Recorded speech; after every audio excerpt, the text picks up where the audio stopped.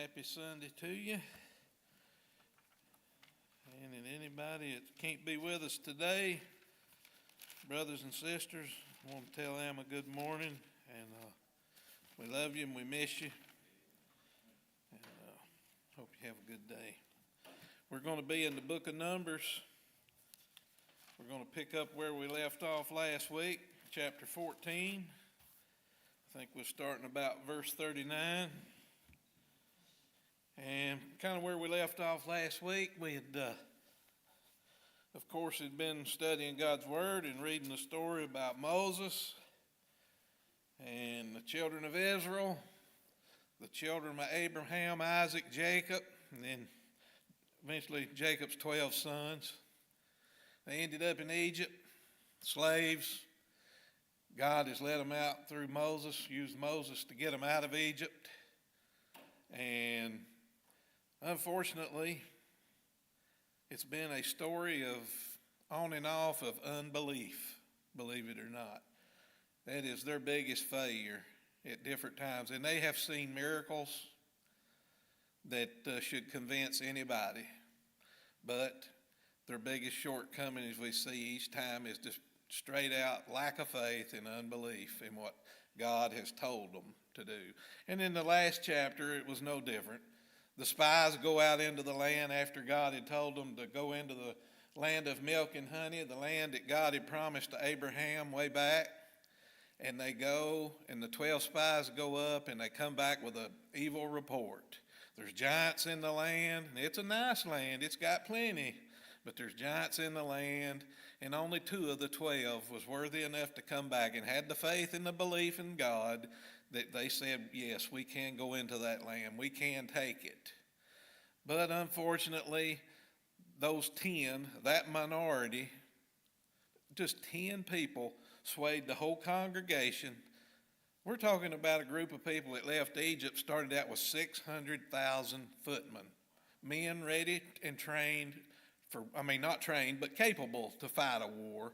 I'm not going to say they were trained because we're about to read here in a minute that they try to, God gives them a warning not to do something, let's say, and then through their own power and their own ego and trying to, in their own self, they try to do something after God told them, no, that I'm not with you. But they're going to try to do it anyway. And then you'll see if you think they're trained or not. It is only by the power of God that they have gotten as far as they have so far. And God has been faithful to provide for them already. This almost 2 years is only what they've been gone now. And they're up here to Kadesh Barnea, south of the Promised Land, the land of milk and honey. That's where they were sent from to go in and look and spy out the land.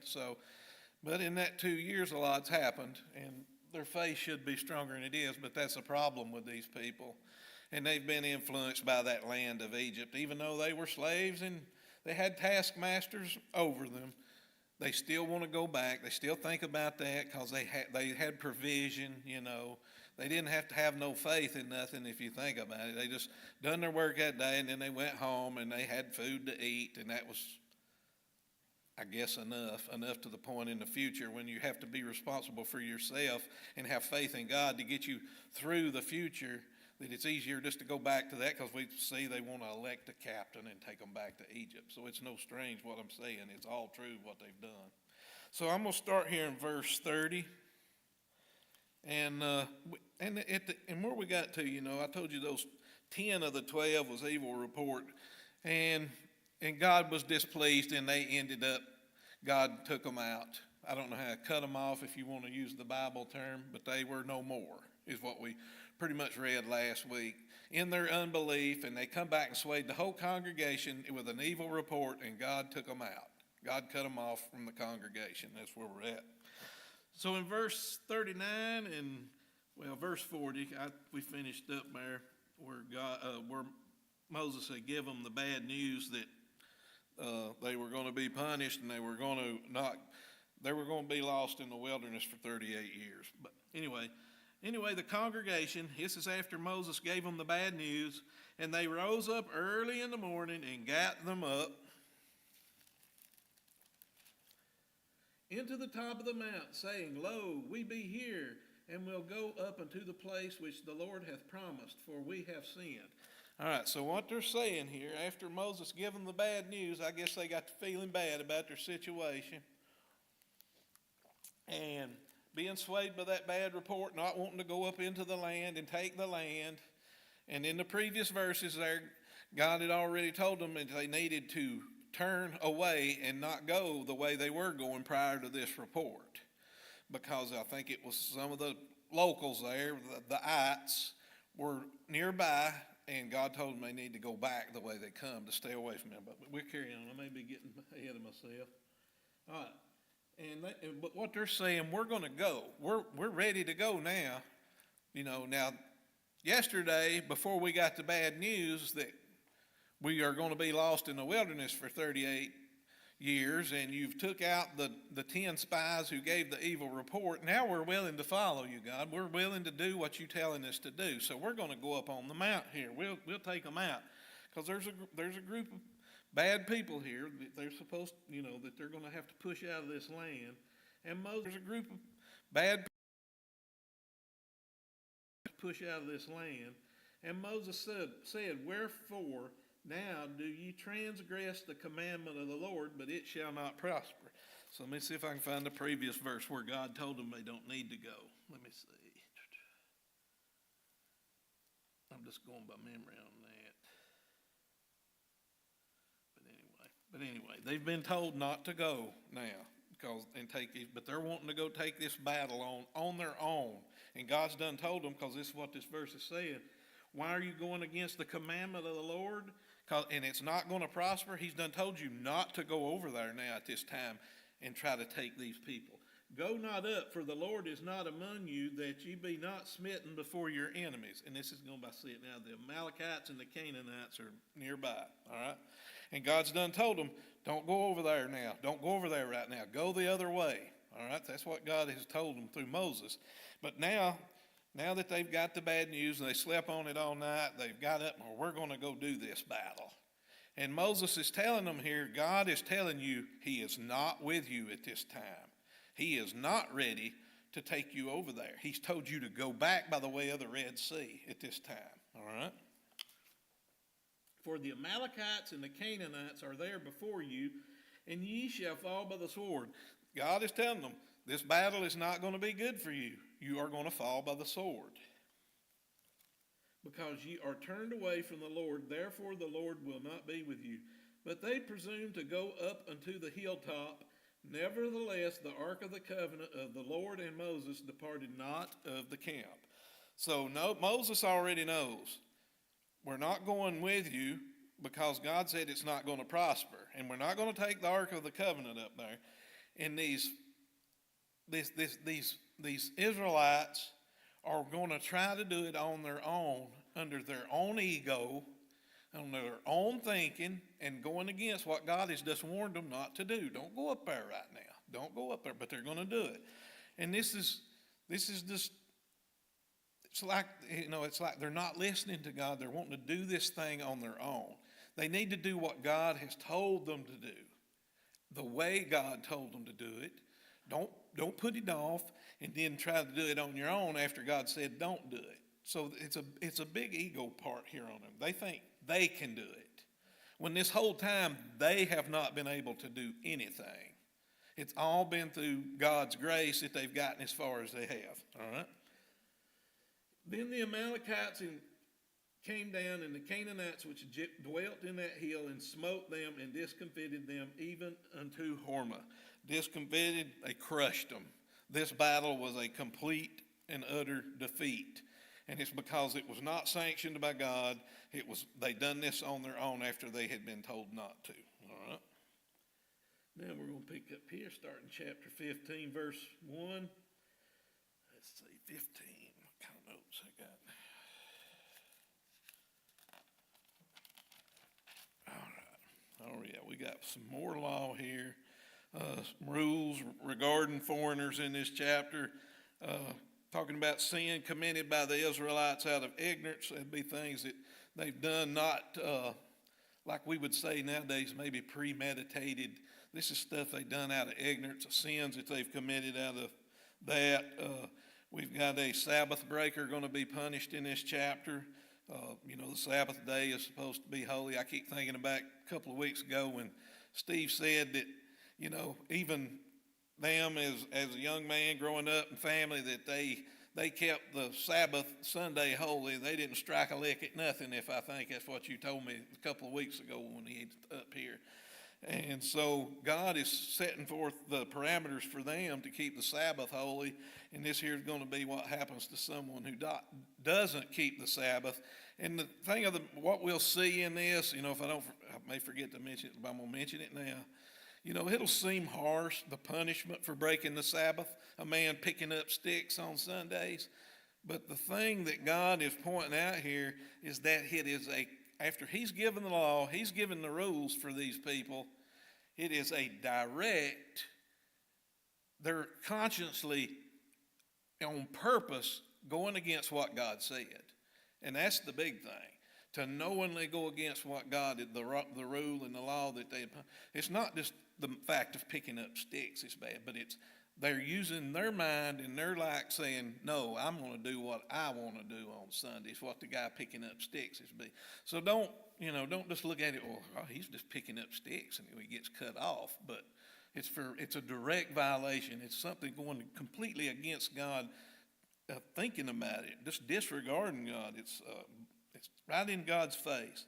And there's some law here regarding clothing. So these first verses, I'm not going to bore you to death. I'm going to just look at it. See if I highlighted some stuff in 1 through 29. I'll start out with verse 1. And the Lord spake unto Moses, saying, verse 2, he says, speak unto the children of Israel, and say unto them, when you come into the land of your habitations, which I give unto you, that when they get to the promised land, they're not in the promised land yet. They're in the wilderness south of the promised land. And this goes into making, and God says, and will make an offering by fire unto the Lord, a burnt offering, or a sacrifice in performing a vow and freewill offering, or in your solemn feast to make a sweet savor unto the Lord in the herd of the flock. They're going to have to institute this when they get into that promised land. They are to do these things. And like I said, it gets into fourth parts of amounts of wine. All of this, all in these verses here is how they're to make these offerings, what they're to use, the animal sacrifices, the meal offerings. That'll be like the plants and crops, and then they've got wine. So I'm not going into all of them amounts. And that's pretty much it. Let me see if I 29. Yeah, and in verse 29, ye shall have one law for him that sinneth through ignorance, both for him that is born among the children of Israel, and for the stranger that sojourneth among them. That verse is saying after all these sacrifices, I just skipped through here, describing them, they were permitted to have someone who was not an Israelite to journey with them. But in this verse here, God's saying if they're going to do that, if they're going to be with you and they're going to hang out with you and they're going to travel with you, they got to follow these laws. They got to live like this. And we'll see that we've already talked about this mixed multitude in the previous verses and what that's done at different times. It's caused problems and rifts in the congregation. Because what happens when these people come from Egypt, that's going to be the mixed multitude. That's going to be the ones that's coming in there, had all these false gods and practices and the things they worshipped. And it's just as hard as it would be for you to give up your worship of God, it's the way it's going to be for them. And when they're there, they're going to influence people in their home, in their family. Of course, it's not a home then. I guess it's a tent because they're all on a big camping trip here. But it's going to have influences on them around them. But God's saying here, if they sojourn with you, if they go with you, if they travel with you, they need to live like you guys. And I think you know what would happen if they don't follow that law. They're going to be influenced in the other direction. All right. Let's see where I get to. Yeah, we went over that. Now I'll pick up in 30 and 31. I'm going to read verses 30, 31 of chapter 15. But the soul that doeth aught presumptuously, well, that's a hard one for me to say. And that's a big word for in defiance of God, high-handed, clenched fist. That's what I was trying to come up with a while ago with a good term, the way people, if you're doing something, if that man's picking up sticks on the Sabbath and God's directed him not to, and he gets out there and picks them up on it, on purpose, that's in defiance of God, because we'll see that. He said, I'm going to do it anyway. So that's in defiance of God. Okay. Oh, yeah.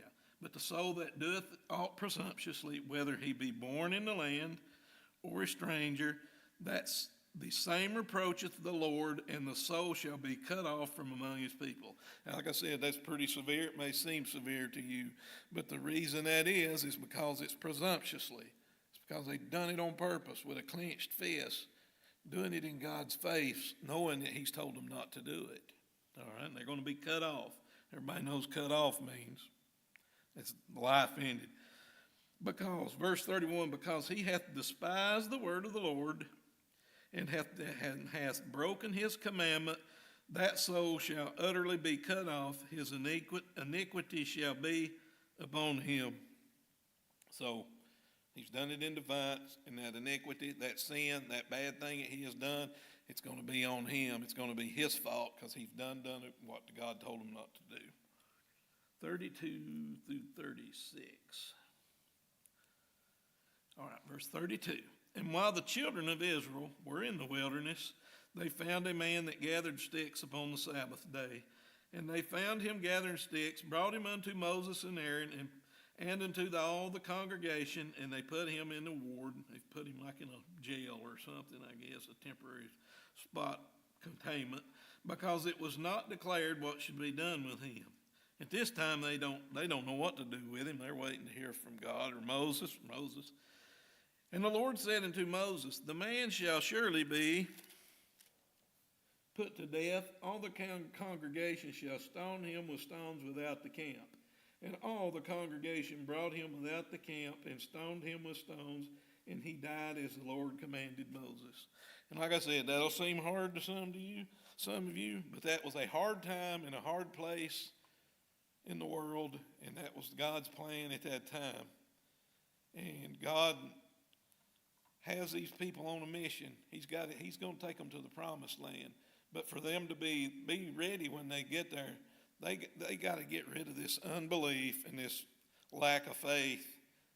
Because if they got there and they don't have the faith and the belief in God to get them to overcome hardships when they get to that promised land, what's going to happen to them?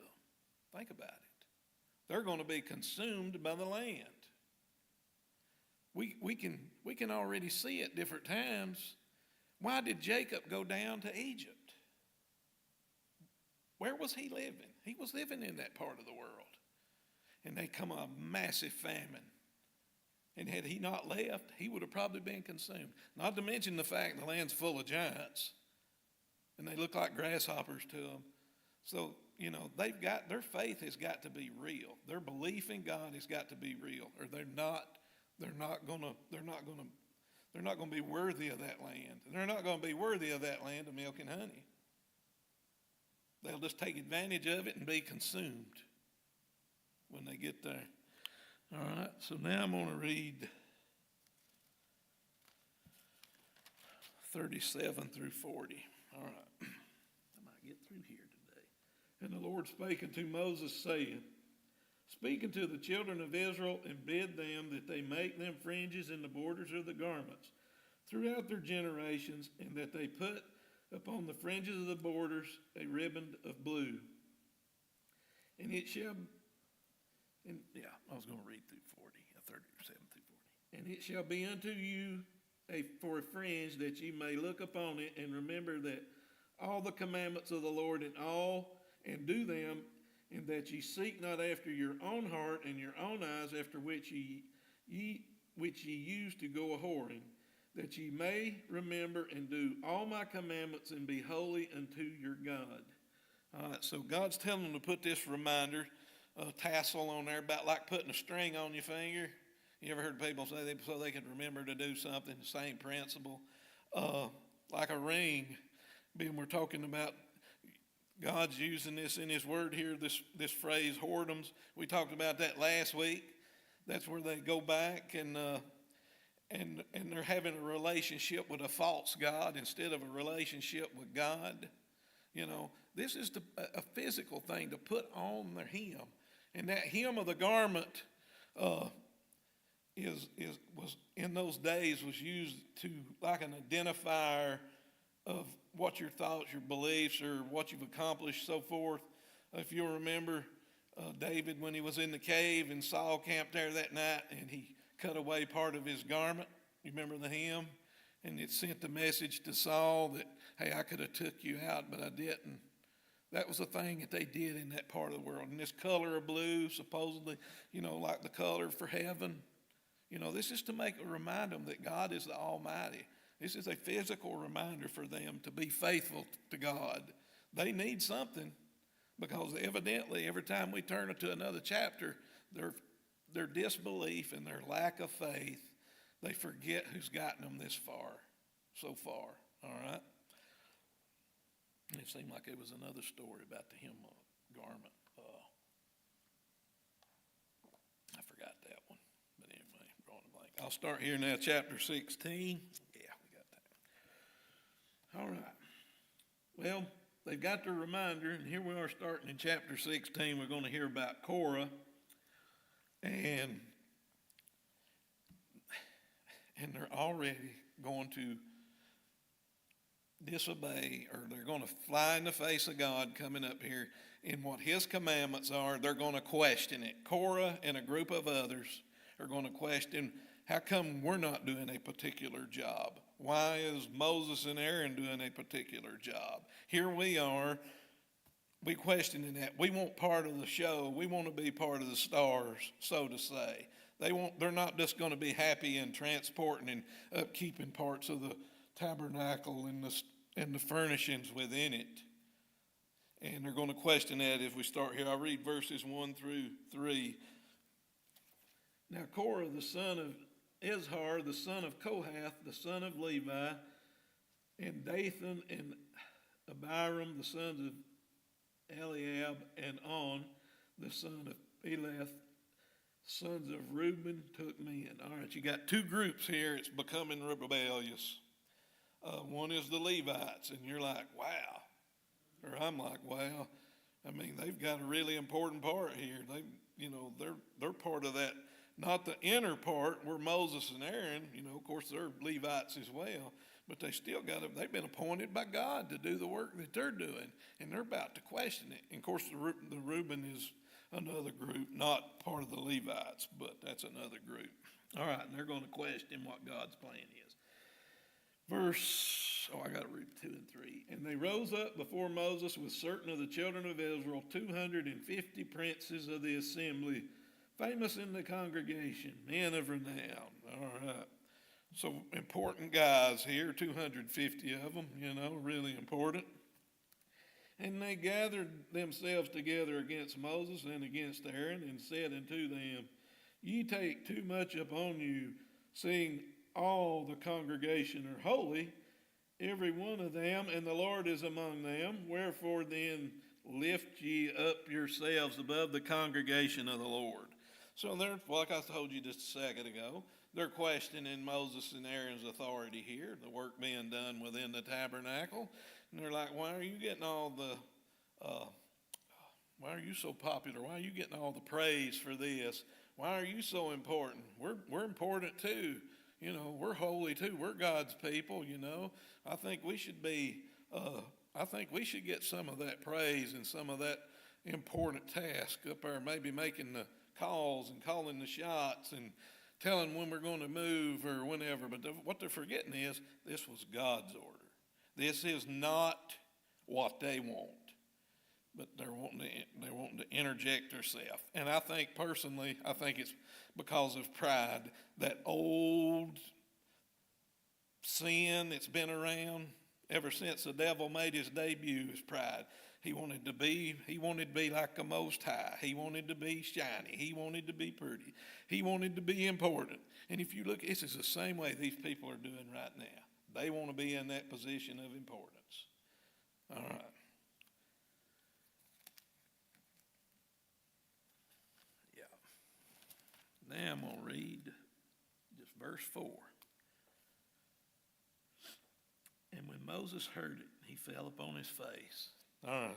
It ain't been long since Moses had been on his face in the previous chapters when the spies gave the bad report. Moses is back on his face. He's a humble man. He's going to put his face down. He's asking God, and he's going to go to God for these people. He's going to bat for them again right now.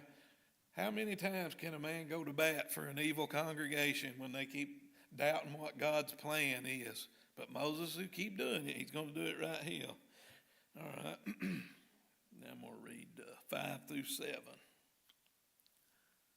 And he spake unto Korah and unto all this company. And this is Korah and his legendary men of renown, the hot shots of the camp there. 250, saying, even tomorrow the Lord will show who are his and who is holy.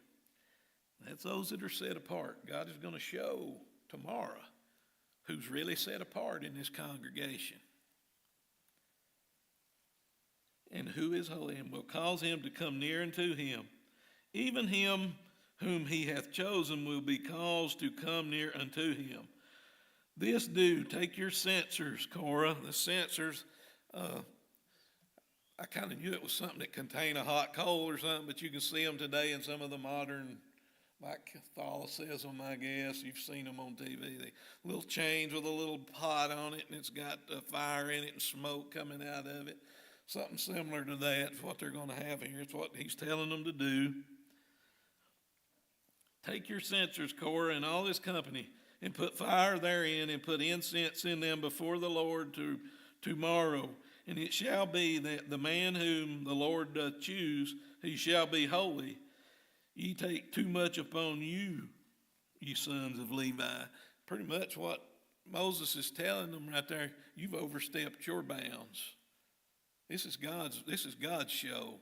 You've overstepped your bounds, and tomorrow you're going to see what's going to happen. All right.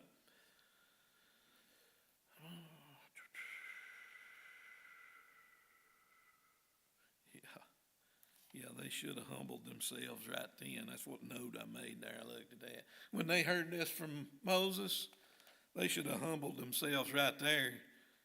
They should have put their face to the ground and begged God after hearing that. But instead of taking up these censers, they've been given a chance here the way I look at it. 8 through 11.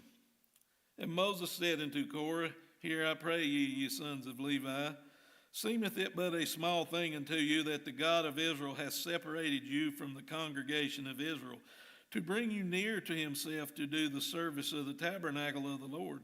Moses is telling them, you think you're taking this as some kind of lightweight job that God's given you here. You're not satisfied with the work that God's given you to do here as far as transporting the tabernacle and keeping up the furnishings and stuff like that. Moses is telling them they've already got important work. That's what he said right here in these verses. Do the service of the tabernacle of the Lord, and to stand before the congregation to minister unto them. They're going to be, when they're doing this, the congregation sees that. It's not unimportant. Anything that they're doing in that tabernacle, anybody does in that tabernacle, the whole congregation is going to see it. It's important. They don't need to diminish it in their minds that they want to do something else. They've been given a task, and they need to do it to their best ability. And he hath brought thee near to him, and all thy brethren, the sons of Levi, with thee, also, and seek ye the priesthood also. You're not satisfied with the job God's given you. Now you want to be like Moses or Aaron. You want to be like Aaron. You want to be the high priest. You want to be the star of the show. You're not happy with doing what you're doing. For which cause both thou and all thy company are gathered together against the Lord, and what is Aaron, that ye murmur against him? And also you're complaining about Aaron, and the job that he's doing, and you gathered up with this group, you've got these together with you, and you're all murmuring and complaining about Aaron and what he's doing. And this is not Aaron doing what he wanted to do. You got to remember that. They are directly going against God's order by doing this. This is very bad, and the punishment we're going to see is very severe when it happens. And they're demanding more. They want more. The same group of people that don't want to go into the promised land, don't want to go in, don't want to face the giants, are scared to. Same group. One day they can, one day they can't, but now they feel like they got to have more. They're not satisfied with their job. Now I'm going to read 12 through 15 if I got time. And Moses sent to call Dathan and Abiram. This is a couple of more of those that's not happy with what's going on. They're not happy with the plan. They're not happy with the way the trip's going. They're going to be wanting to go back to Egypt. We will not come up. They're not even going up there tomorrow when God's told them what to do. They're rebellious to that point. It is a small thing that thou have brought us up out of the land that floweth with milk and honey. They're calling Egypt the land of milk and honey. They were so happy there. All right. To kill us in the wilderness, except thou make thyself altogether a prince over this. That's jealousy there. Obvious to see that they're jealous of Moses because he's in charge. And they're throwing up the fact that it's been a hard trip so far, and they want to go back to Egypt. Moreover, thou hast not brought us into a land that floweth with milk and honey, or given us an inheritance of fields and vineyards. Wilt thou put out the eyes of those men, we will not come up. See, they're just...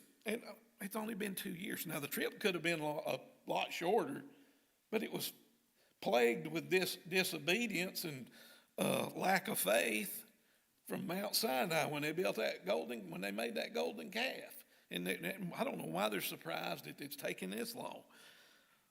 And Moses was very wroth, upset, and said to the Lord, respect not thou their offering. I have not taken one ass from them, neither have I hurt one of them. Moses is saying, Moses is reminding God, I haven't done anything to deserve this, that they're jealous of me, they want to be in charge, they're going against what you gave them to do, God, and they're not happy. And Moses is just reminding him that, hey, it's not because of anything I've done, it's pretty much it's in them. That's the way they are, is what it's going to be. So we will stop there, and we'll pick up next week with verse 16. And of course, I'm pretty sure you've kind of realized what the theme's been so far in the book of Numbers. They're rebellious and they go in against God's word, and Moses intercedes for folks, and then guess what? They are punished. That's where we'll end up. And it's a severe punishment as we move forward into next week on that too. Not to be taken likely to question God's authority.